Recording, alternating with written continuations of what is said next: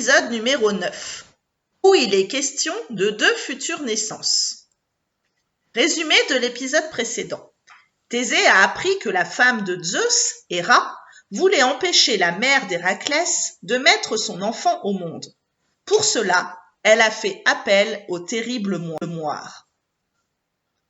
En voyant la réaction de Thésée, Conidas esquissa un sourire. « Toi, petit, tu sais qui sont les moires, mais moi, à ton âge, j'étais bien plus ignorant. Écoute ce qui s'est passé. Lorsque les douleurs de l'enfantement commencèrent pour Alcmène, je vis ma mère accourir auprès d'elle, et j'attendis l'arrivée du bébé en rôdant autour du palais.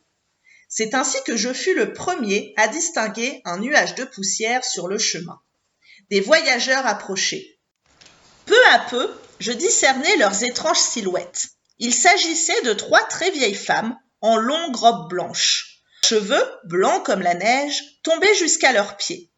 Quand je vis leur visage, je ne pus m'empêcher de pousser un cri. Elles avaient toutes les 3, comme Tirésias, des yeux blancs d'aveugle. Mon cri attira l'attention de quelques serviteurs du palais. Quand ils aperçurent les 3 femmes, ils furent pris de terreur. À cet instant, on se mit à entendre les gémissements d'Alcmène. L'enfant n'allait pas tarder à venir au monde. Les 3 vieilles femmes s'accroupirent sur le seuil de la maison, jambes et bras croisés. De leurs lèvres décharnées sortaient des paroles murmurées, incompréhensibles.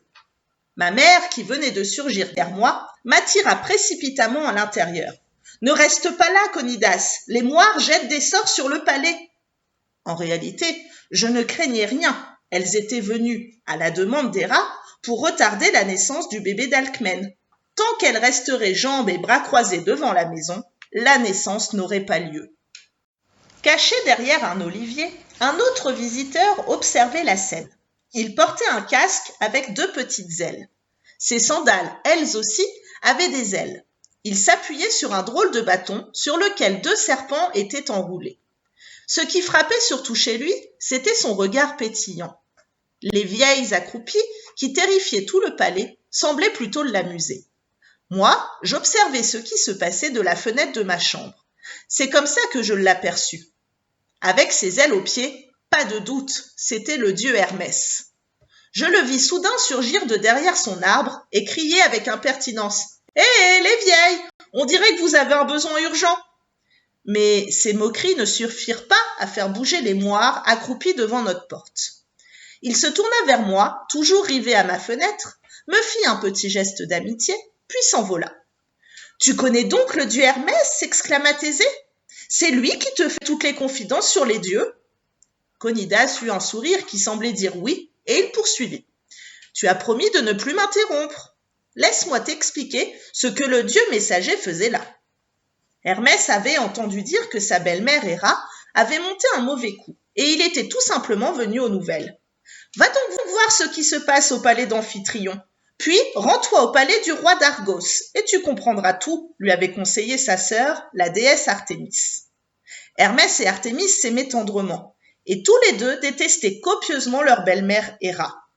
Comme Artémis avait la mission de veiller sur les naissances, elle n'ignorait rien des accouchements à venir.